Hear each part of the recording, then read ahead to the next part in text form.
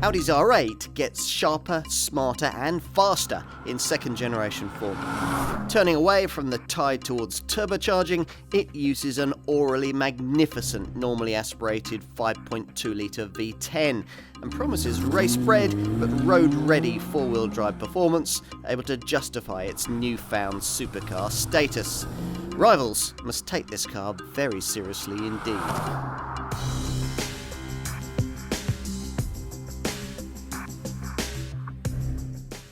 They say that success breeds success, but the reality is that it breeds expectation.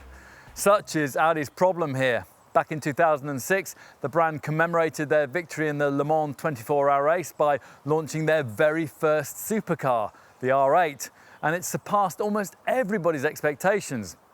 This second-generation version, launched in the middle of 2015, must build on that car's legacy. Quite a task. The original R8, you see, succeeded in nailing the super sports car brief first time out.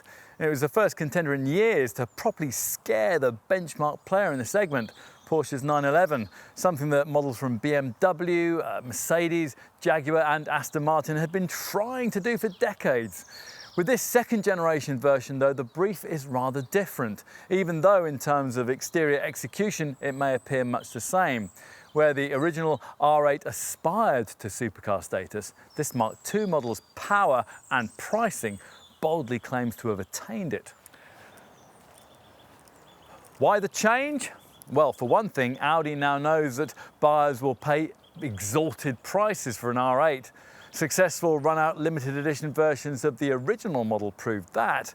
In addition, with the Porsche 911 these days a Volkswagen Group product, it's no longer necessary for the R8 to compete with volume versions of that car. So its focus has instead shifted to more exotic fare, McLaren's 540C and the Mercedes-AMG GT. Maybe also the latest Honda NSX. With the R8 though, there is one crucial difference. All these brands, like Porsche and Ferrari, believe that a modern supercar must have a high-tech turbocharged engine. Audi doesn't. And I will understand if you think that doesn't sound very Vorsprung durch Technik, though to be fair, the normally aspirated 5.2 litre V10 on offer here has its share of cleverness. Ingolstadt doesn't care. They had a 4-litre turbo V8 that they could easily have inserted into this car, but they chose not to use it, deciding instead that a proper supercar should sound and feel like one. And in that regard, there's no substitute for the kind of high-revving cubic capacity that rivals have disregarded in their stampede towards efficiency. As before, it's a formula shared with Lamborghini and with the R8 LMS GT3 race car that rolls down the same Quattro GmbH production line as this road version. It is the fastest and most powerful Audi ever made. A triumph on the track that claims to be a revelation on the road. Time to put it to the test.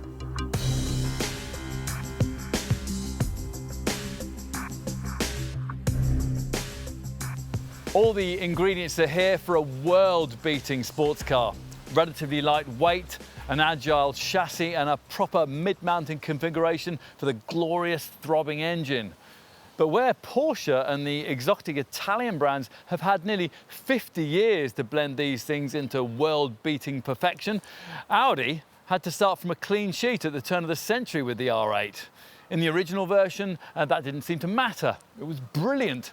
This second generation model though is a pricier and more powerful thing, a bona fide supercar with a much tougher set of rivals to beat.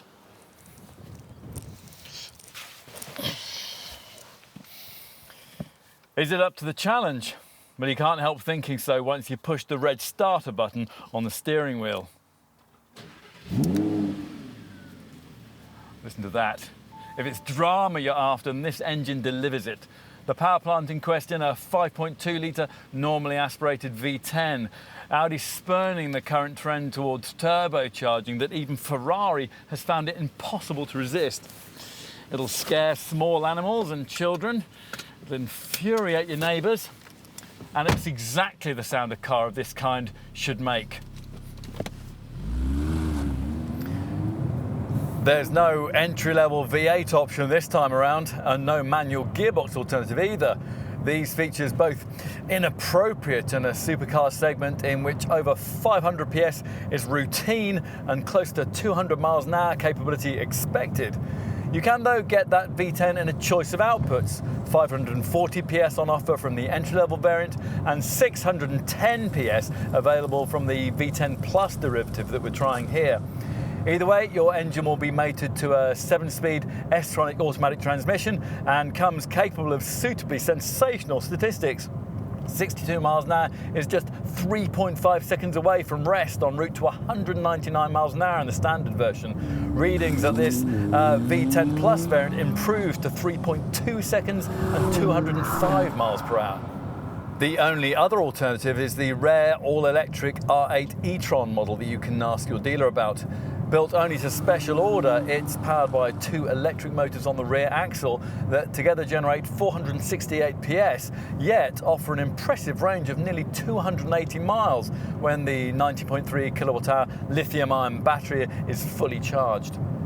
I'd miss the aural fireworks of this V10 though, its sound and fury real and authentic rather than artificially processed through a sound actuator as the amplified exhaust note is on Audi's lesser sports car, the TT. It's a symphony you can properly orchestrate too via a button here on the steering wheel that's provided if you've opted for the extra cost sport exhaust that we just think you have to have. This is one of 4 circular satellite controls added onto this second generation R8 model's wheel. The other key one being that to activate the Drive Select dynamic driving system. Here, as usual with setups of this sort, throttle response, steering, stability control thresholds and gear shift timings can be tweaked to suit the kind of progress that you want to make. In its standard form, Drive Select offers comfort and dynamic modes, plus an auto option if you can't decide, and an individual setting if you want to configure the various elements to suit personal preference. Go for this V10 Plus variant and you get even more choices, as here Audi adds in an extra performance mode, apparently intended for track use, but which of course you'll probably want to play with at every opportunity. Through this, you're given further dry, wet or snow sub-modes, each one selectable from this smaller satellite control just below the main Drive Select button. The other thing Drive Select can influence is ride and suspension, although it'll only be able to do that if you've paid extra for the clever Audi magnetic ride damper control system. It's a feature that's well worth having, especially with the firmer sport suspension you have to have on this V10 Plus model, allowing you to focus your R8 when you're in the mood and dial it right back when you're not. That's important, given that Audi wants this model to be capable of the kind of daily driving lifestyle that you wouldn't want to put up with in an Italian supercar. Hence a level of urban manoeuvrability that belies the low seating position and this second generation model's extra width. Yet it must still, when called upon, deliver brutal performance, tremendous traction and astonishing agility. Does it? Well, the speed sensation we've already touched upon. There's launch control to fire you off the line with a flex of your right foot that sends the rev needle shooting round the colour-changing rev counter you get in performance mode. If it isn't flashing red as the steering wheel paddle shifters have chained up, then you're just not trying hard enough. Audi talks of a 20% improvement in throttle response this time around, and you can really feel it as the gauge flares up to the 8,700 RPM red line and then never strays more than 2,000 RPM from it as the twin clutch gearbox throws ratio after short stacked ratio with rifle crack speed, and the car hurls itself at the horizon with animal savagery. As for the corners, well, it turns, it grips, and it goes, courtesy of the kind of four-wheel drive system that rivals from Mercedes, Ferrari, McLaren, and Aston Martin will make you do without. This one's an updated Quattro setup, able to flash 100% of torque to either axle instantly on demand, and as a result, traction levels are so high that anyone starting to approach this car's limit on a public road will quickly make themselves a target for the local constabulary. As for agility, well, this time around that's aided by lighter weight, extra torsional rigidity and a torque vectoring system that deals with tight turns at speed by dialing out understeer and channeling power to the wheels that can best use it. A pity though that this is somewhat masked by an electrical steering system lacking that final touch of feel that transforms the driving experience of a rival Porsche 911 from being merely good to feeling absolutely great. As rivals have found, adding in an optional speed variable steering setup doesn't solve this problem. In fact, it arguably exacerbates it. We've got that extra cost feature here and it still doesn't offer quite the feedback we'd like. Audi's engineers really need to learn from Porsche here. That apart, we're finding it very hard to criticise this car.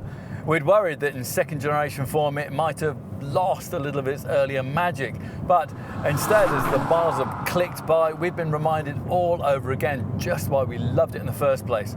Aside from steering feel at the helm, it's an improvement on its predecessor in every verifiable regard.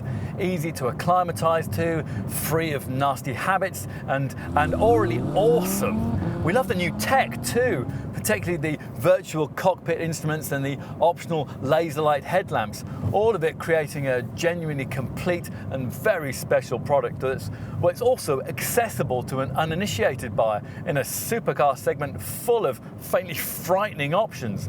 Certainly, if you were someone seeking to graduate from the lower to the upper, more powerful tier of supercar ownership, then owning one of these still remains the perfect way to ease the transition, as part of an experience that you'll really want to remember.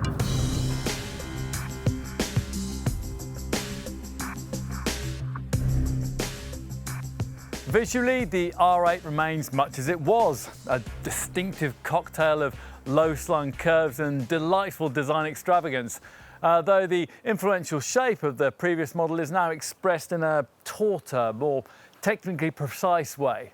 As before, we're talking Ferrari, but with a German twist. Now, whether you think Audi should have more fundamentally changed it this time around comes down to personal perspective. Aesthetic continuity certainly hasn't done Porsche's 911 any harm over the last half a century. This car doesn't have that one's understated elegance, but whether you choose this coupe body style or the Spider convertible, it looks more exotic and exclusive, just as a six-figure supercar should. Horizontal lines define the front end with its huge sculptural single-frame radiator grille, here honeycomb trim to emphasise this particular model's more exalted V10 Plus status. These large trapezoidal air inlets are also honeycomb finished and feature vertical slats matching the daytime running light blades in the wedge-shaped headlamps that sit above. Here, the blade in each light is finished in anodized blue, designating the addition of Audi's optional laser light technology, there to double the range of the high beam. Now, in profile, owners of earlier models will note this second generation version's similarity in length and height to its predecessor, but they will also pick up on the design change that further picks out this car's most unique feature, these distinctive and customizable side blades. Previously one-piece attachments, these are now bisected by the more flowing shoulder line, which is itself gently massaged by contours above the wheels that are supposed to reference the Quattro four-wheel drive system. The door handles, previously prominent, are now almost invisibly positioned in the shoulder line shadow, while lower down, the light edges on the side sills echo those of Audi's Le Mans winning R18 e-tron Quattro race car. More beautiful detailing is provided by this motorsport style aluminium fuel lid integrated into the upper blade of the right hand side of the car. At the rear, there are further race references, primarily with the visible mechanical components you can see through the mesh venting that lies beneath the dual-light taillights, each lamp incorporating 118 individual LEDs and set above dynamic rear turn signals. This is the part of the car where you most notice the extra 11 millimeters of width provided by this second generation design. Something that's emphasised by this enormous diffuser with distinctive slats that flank the two trapezoidal tailpipes of the exhaust system. The black finish you get with these here delineates this variant's loftier V10 Plus status, as does this huge fixed carbon fibre trimmed rear wing that on this top model replaces the usual retractable spoiler and helps to generate up to 140 kilograms of downforce. Glance above it, and as ever with an R8, there is the pièce de résistance, the enormous 5.2 litre V10 engine sitting in its own illuminated bay like a work of art in a display case. Of course, as ever, what really matters is the stuff you can't see. Like its predecessor, this second generation R8 uses lightweight ASF Audi space frame construction, shared as before with an equivalent model from the Volkswagen Group's Lamborghini brand, in this case the Huracan. This time round, though, the ASF structure is fashioned not only from aluminium, but also from an even more advanced material, carbon fibre reinforced polymer. Now, that has not only helped make this car 32 kilograms lighter this time around, but also contributes to a 40% improvement in torsional rigidity. Getting in is something it's possible to manage in a more graceful manner than is the case with most models of this kind. And once inside, you're introduced to what Audi calls a luxury level racing atmosphere, and an interior that remains an object lesson in how to package a two-seat sports car. True, you don't get the exotic feel of a Ferrari or a Lamborghini in here, but personally, we'd trade that for the extra space, the fantastic build quality, and the better all-round visibility provided by an R8. Audi is much better at ergonomics than most of its rivals too. You can't, for example, imagine an Ingolstadt designer ever putting the indicators on the steering wheel in the irritating way that they are in a Ferrari or a Lamborghini. As before, one of the cockpit's key distinguishing features is what the stylists call the monoposto, a stylised large arc that encircles the driver's area of the cockpit, starting at the door and ending at the centre tunnel. But if that's familiar, then there's also plenty that's different too. The changes beginning with this grippy, flat-bottomed R8 performance steering wheel. Extra round satellite buttons have been added to control engine startup, exhaust sound and driving dynamics, with an end result that's both pleasing and effective. A further evolution here lies with the deletion of the previous model's centre dash MMI monitor. In its place is a large air vent with vertical louvers that are supposed to reference the air intake of a race car. These positioned above three cylindrical chrome trim climate control dials that are modelled on the look of aircraft jet turbines. As for the infotainment functionality, well, as with Ingolstadt's humbler TT sports car, that has all been relocated to what we're supposed to call the Audi Virtual Cockpit, a 12.3-inch high-resolution instrument binnacle display that completely replaces the usual set of conventional dials. As with the TT, pressing a view button on the steering wheel enables you to toggle between various different virtual cockpit options. The classic view gives you a prominent speedo and rev counter, while an alternative infotainment view brings functions like this navigation map to the fore. R8 V10 Plus drivers get a third performance viewing option that sees a large central rev counter dominating the centre of the screen, around which you can configure in various smaller virtual gauges, including a G-meter, a lap timer and various readouts that update you on things like temperatures and tyre pressures. Whatever virtual cockpit setting you choose, telephone, media, trip and car settings can be dealt with by voice control, handled from the steering wheel buttons, or covered by fiddling with the touch-sensitive centre MMI controller below the gear stick. You can deal with audio functionality this way too, which in this particular case allows control of an optional and glorious sounding 13-speaker Bang & Olufsen advanced sound system. Not everything's perfect, of course. The whole virtual cockpit concept carries with it the disadvantage that the front seat passenger can no longer reach the stereo system. Well, or in theory they can't anyway. Actually, a perusal of the handbook reveals that there's the option of tracing commands with your fingertips on the surface of the silver-trimmed rotary MMI infotainment system dial that you'll find on the centre console just behind the gear stick. Other issues are, well, really just down to niggly things. The heartbeat sound effect this R8 insists on delivering when you power off is simply annoying. And we don't much like these rather small steering wheel paddle shifters, even in the upgraded aluminium look form in which they appear in this plusher V10 Plus model. Aluminium look. Now what's that about on a car of this price? These are, after all, one of the most important points of interaction with this car. Trimming mistakes of that sort are otherwise notable by their absence. This V10 Plus variant gets stainless steel pedals and matte carbon inlays to complement what would normally be a pair of race-ready bucket seats. Here, though, these have been replaced by the more supportive sports chairs you get in the standard V10. In this case, embellished by a pneumatic adjustment and lovely diamond quilted stitching. All these seat options feature fine perforated Napa leather that, as an option, can be extended across the dashboard and right around the cabin, as it has been here. The whole effect is completed with this exquisite optional Alcantara roof lining. As for practicalities, well, there's more than you might expect in terms of cabin storage, with a big glove box compensating to some extent for these tiny door pockets. The cup holders that you'd have to do without in this car's Lamborghini cousin are here, present and correct, in a lidded compartment between the seats. Plus there's a coin slot to the left of the lovely aircraft-style gear stick and storage space ahead of it that includes USB connections, an aux-in point and a 12-volt socket. And beyond that, well, were we to be graduating into this car from a 911, we would miss the little rear seats that Porsche gives you there. They're so useful for chucking a jacket or a designer shopping bag onto. Audi has tried to compensate by providing a space behind the seats that it claims is large enough to accommodate a golf bag. Yes, well, it has to be a fairly small one.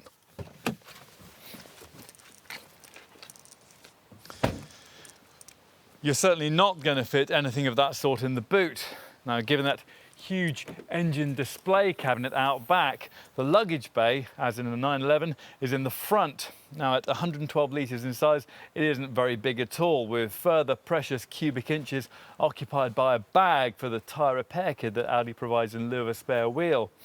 To be fair, the boot beneath the bonnet of a 911 Turbo is about the same size, but it's also true that a comparable McLaren model gives you about 30% more space, while cars like the Mercedes-AMG GT are vastly more practical.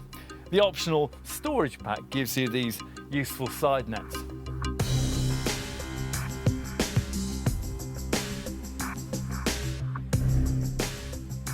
The original R8 was never a bona fide supercar, instead targeting more affordable versions of Porsche's 911 in the £70,000 to £90,000 bracket.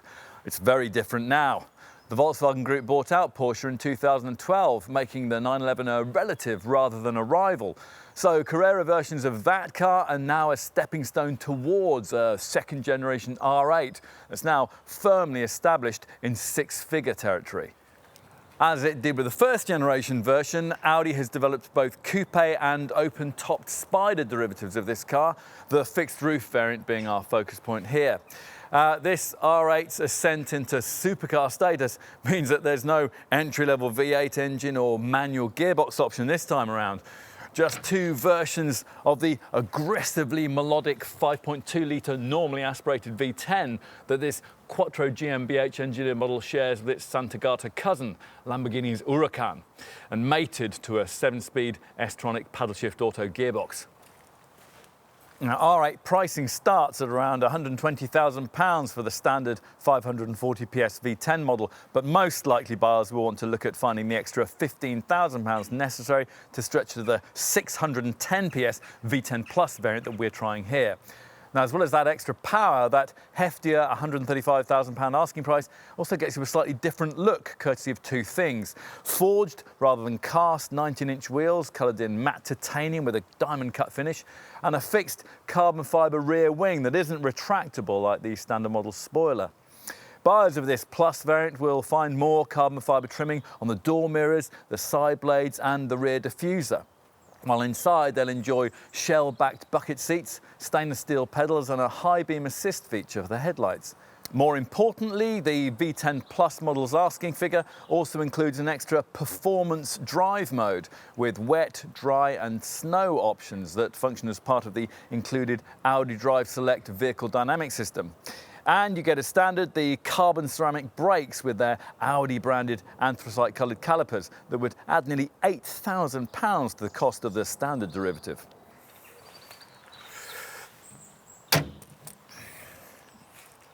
So on to the value proposition that the R8 asking figures represent. I've talked of the way that humbler Carrera versions of the Porsche 911 no longer provide direct competition for this car, but there is a 911 variant that very definitely does. The 547 PS 911 Turbo model is arguably this car's closest rival, priced and powered directly between the two R8 derivatives. Ultimately though, it's a bespoilered, more powerful version of a car costing half as much, which won't please supercar buyers looking for something exotic. Now that Lamborghini Huracan model I just mentioned is certainly that, but in equivalent LP610-4 guise, it's mechanically identical to an R8 Plus while being less day-to-day usable. It also costs around £180,000, which takes you firmly into the kind of Ferrari 488 GTB territory that even Audi hesitates to stray towards. We think it's more credible to compare this R8 against Honda's second generation NSX, although there you might well be put off by the weight and complexity of that model's hybrid powertrain. The other cars we'd most readily nominate as direct rivals to this one are British bred. McLaren's so-called Sports Series models, the 540 PS 540C targeted at the R8 V10 and the 570 PS 570S precisely levelled at this R8 V10 Plus variant. And they're very good indeed, but then they need to be to justify respective premiums of £6,000 and £9,000 over this Audi, a price difference that would grow if you spec'd a McLaren to match an equivalent R8. Perhaps the biggest issue, though, is that the four-wheel drive system that you get on this Audi, and indeed on a 911 Turbo, an NSX or a top Huracan, isn't offered on those McLaren models, which means that a 540C or a 570S driver following an R8 in the wet would quite simply be left floundering. The same issue applies if, in preference to this Audi, you pay a little less for a Mercedes AMG GTS or a Ford GT, or a little more for an Aston Martin V12 Vantage. When a country with so many days of rain a year as ours, do you really want to be marshalling well over 500 brake horses through your rear wheels? Now, Bentley's Continental GT does have four-wheel drive, but the V8S model that you'd have to match this Audi's performance costs around £150,000 and is 30% heavier, so would be clunkier to drive. I mean, in short, it's not really a supercar.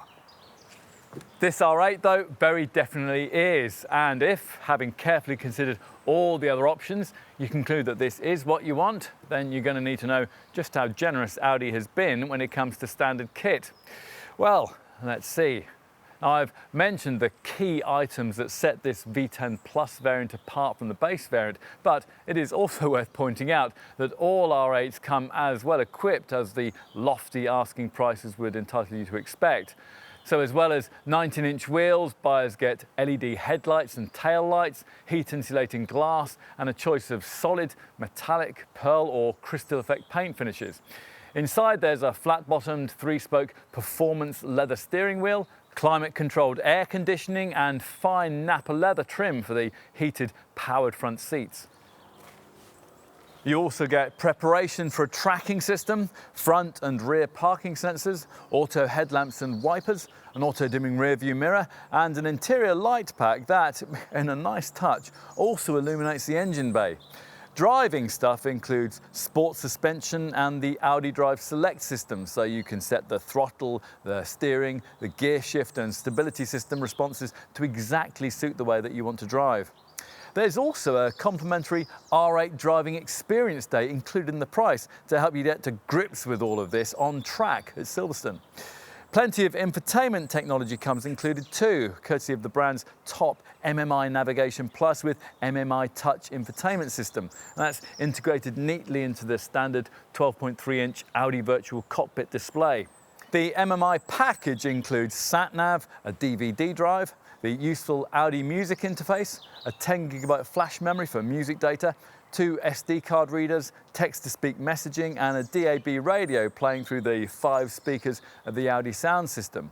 Plus there's a Bluetooth interface complemented by 3 microphones integrated into the seat belts, so that when you make calls on the move, the recipients will be able to hear you over the roar of that thumping 5.2-litre V10 throbbing away behind. That MMI infotainment package also delivers all the advantages of the Audi Connect system, a data transmission module that lets the driver network with the internet and uses the superfast LTE long-term evolution network. The central component here is mobile phone preparation. The Connect setup will seamlessly interface with your mobile to provide an internet connection and allow passengers to conveniently surf and email with up to 8 mobile devices via an integrated WLAN or wireless local area network hotspot. Audi Connect also brings you features such as navigation with images from Google Earth, Google Points of Interest search by voice control and Google Street View. Connect further adds the Audi Music Stream system with web radio, plus access to social media service such as Facebook and Twitter. There's also Audi online traffic information that takes the movement data from the thousands of smartphones and navigation units that are travelling on the road and can inform you of average speeds, predicted journey times and recommended reroutes. Watch your roaming charges though if you're using that abroad. So much for the standard R8 specification. This, though, is very much a bespoke product that owners will want to create to suit their own personal preferences. Now, I'll give you some options for doing that in a minute, but to start with, there are some key boxes that you're going to need to think about ticking, whichever version of this car you're looking at. Well, let's start with a feature that we would certainly want: Audi Magnetic Ride. Some writers have questioned whether this adaptive suspension setup is worth paying extra for, but all they've probably done is thrash the car around a smooth racetrack on a press launch.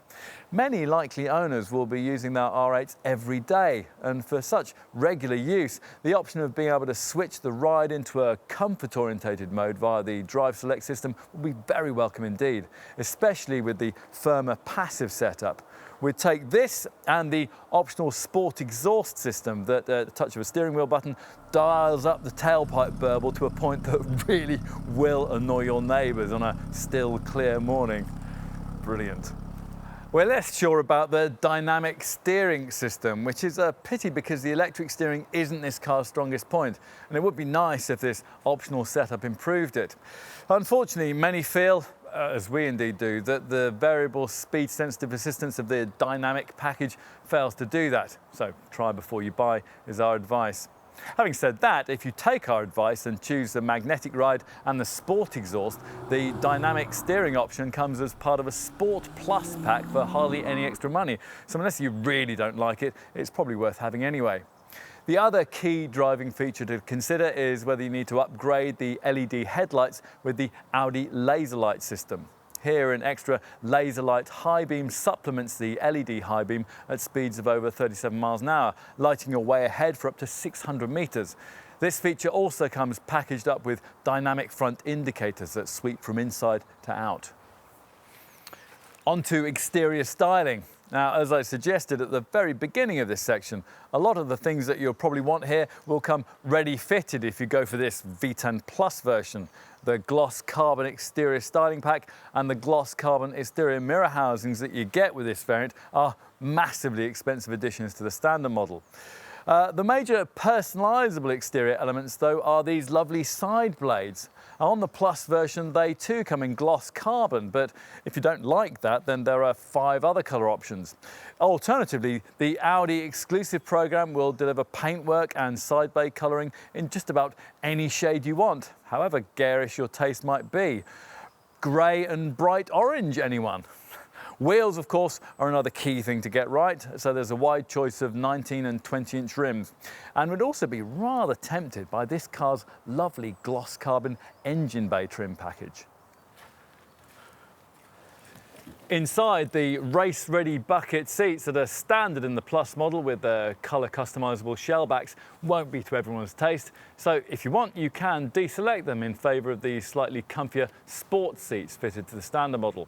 Now, these have the advantage of being compatible with Isofix child seat fastenings, and they can be upgraded with a stitched diamond quilting design, as well as pneumatic seat backrest and side bolster adjustment. Beyond that, we'd want to look at the optional extended leather package that covers the dashboard, the door armrests and much of the rest of the cabin with fine Napa leather. We'd complete the effect by trimming the steering wheel rim and the gear selector with the lovely optional black suede finish that Audi offers. The Alcantara headlining would be nice too, also available in a stitched diamond design. Now, the fact that you can also line the luggage compartment in Alcantara brings me to optional practicalities. With the restricted luggage space of this car, we think you're going to need the storage package that gives you nets behind the front seats and at the sides of the luggage compartment. If you're going to put Audi's claim of being able to carry a set of golf clubs behind the seats to the test, you probably need to purchase a bespoke bag from the dealer to be able to do it. Going further, you can also add in exclusive branded floor mats and personalisable illuminated door sill trims. Most R8 buyers tend to tick the box for the driver assistance pack, although the 2 elements it includes, a reversing camera and cruise control, really should be standard. We'd also want the Audi phone box option that boosts your smartphone reception for in-car use, and we'd probably find the extra for the Bang & Olufsen sound system, a 13-speaker, 550-watt setup that comes with a 16-channel amplifier, a subwoofer and LED accent speaker lighting. Finally, you might also want to pay for the factory collection package that'll fly you to the German Neckarsulm factory to see your car being hand-built prior to your being able to drive it home. We'll finish this section by talking about safety. Now, one surprise here is that Audi has chosen not to equip this car with the kind of cutting-edge, camera-based safety features that are now becoming commonplace on much humbler cars. For instance, one of those autonomous braking setups that scans the road ahead for potential accident hazards and will then help you brake to avoid them. The Ingolstadt brand makes the excuse that cars of this kind are all about lightweight and that adding those kind of features would hurt the R8 on the scales. For us, that's a poor excuse. I mean, these are electronic rather than mechanical systems after all. To be fair to Audi, you don't get this kind of tech in obvious rivals either, but that's no excuse for not taking the lead and fitting it here. It's not very Vorsprung durch Technik. What you do get are all the usual electronic aids for braking, traction and stability control, including an ESC system that now includes torque vectoring for sharper corner turning. Plus, as you'd expect, you get twin front, side and curtain airbags.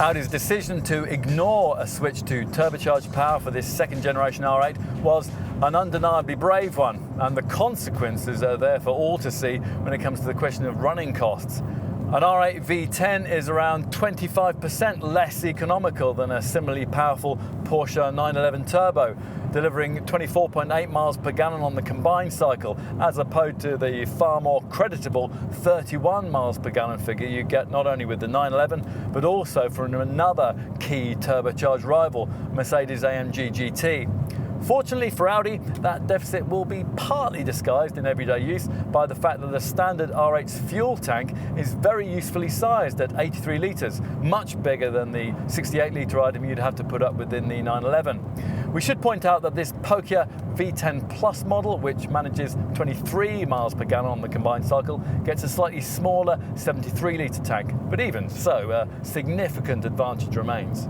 Slightly more pressing for potential R8 buyers might be the tax implications of a CO2 return figure that's 272 grams per kilometre in the standard model and 287 grams per kilometre in this V10 Plus version. Now, for reference, the comparable S version of Mercedes-AMG GT manages 219 grams per kilometre, while a 911 Turbo is down at 212 grams per kilometre. I mean, to be fair, we should also mention that McLaren's rival turbocharged Sports Series 540C and 570S models are hardly any cheaper to run than their R8 counterparts. And there's something like an Aston Martin V12 Vantage or DB11 would be a lot pricier to keep on the road. Audi's perspective on this is predictably rather different. The company points out that the oral fireworks of high-revving, naturally aspirated power have to cost you somewhere, and that in this case their engineers have worked very hard to minimise the pain in the wallet region. Primarily, their work in doing this has centred around the adoption of the clever COD cylinder-on-demand technology that the company pioneered in its V8 models. When one of the 4 upper gears is engaged, this shuts down the cylinders on either the left or the right bank of the engine. What this means is that at low speeds, when you're driving off throttle, you'll probably be at the wheel of a V5 rather than a V10 R8. There's more too. At under 34 miles an hour, when the drive select system is set in comfort mode, the S-tronic auto gearbox switches over to freewheeling operation when you release the accelerator pedal, leaving the car to coast until you touch the throttle again. Plus, when you stop temporarily, say in traffic or at the lights, there is a start-stop system to cut the engine.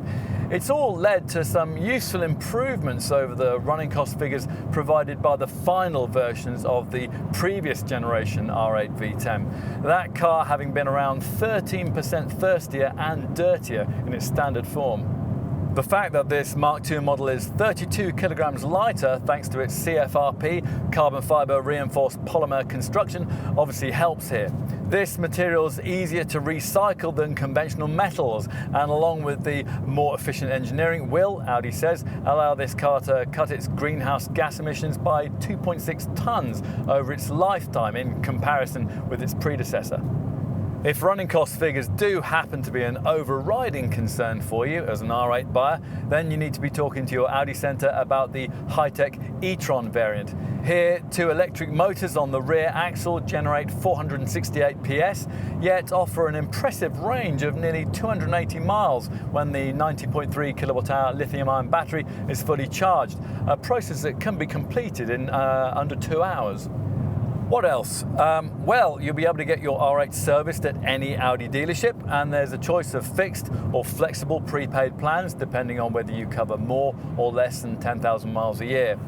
We are slightly disappointed by the 3-year 60,000 mile warranty though, particularly given that the mechanically identical and supposedly more temperamental Lamborghini Huracan comes with a 4-year unlimited mileage package. The 3-year deal that you get with equivalent McLaren and Porsche models is also unlimited mileage too.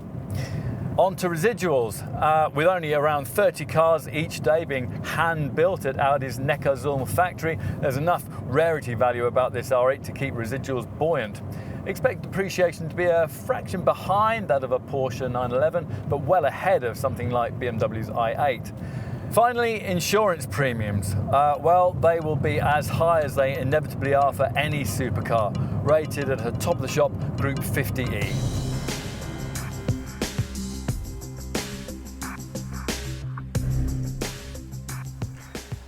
With the original R8, Audi set out to prove that it could build a supercar.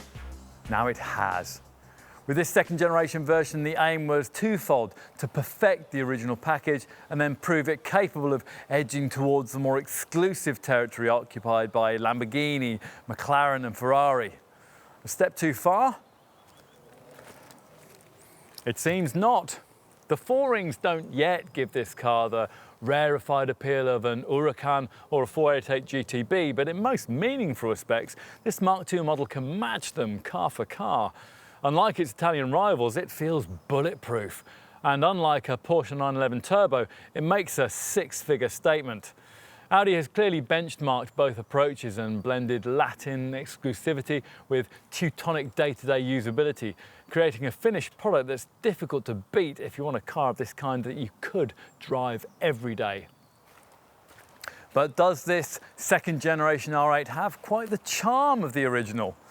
Well, maybe not, but then to some extent, that is the price of progress, and quite a hefty price in this case. Audi could doubtless bring us a stripped-out, more focused, race-style version. Indeed, in the R8 LMS competition model, it already does. But that would be a vanity product rather than a relevant one. So we'll take this R8 as it is, loving its looks, its classic configuration, and its determination to stick with melodic, normally aspirated power. It's a very Audi supercar, and there's nothing quite like it.